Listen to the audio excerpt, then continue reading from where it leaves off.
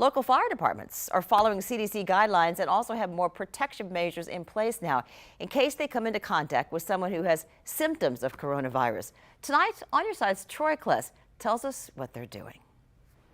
Firefighters at Station 28 cleaning up their gear. It's nothing out of the ordinary, but other measures are in place to protect firefighters from coronavirus while still serving the public. The COVID-19 is obviously the most changing event that any firefighter has encountered that's on the job today.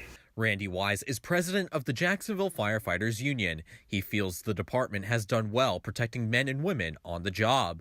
Some of the changes have been made since January. As time goes along, we make those changes to keep the process improved.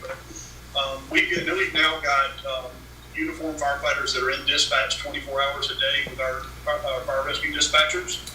They help screen these calls. Chief Keith Powers says firefighters now have 3 levels of protective equipment to handle a call, COVID-19 or not.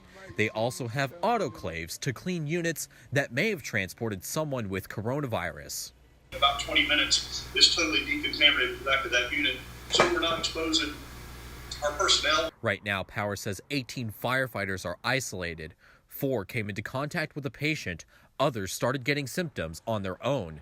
One man self-isolated after traveling, Powers says.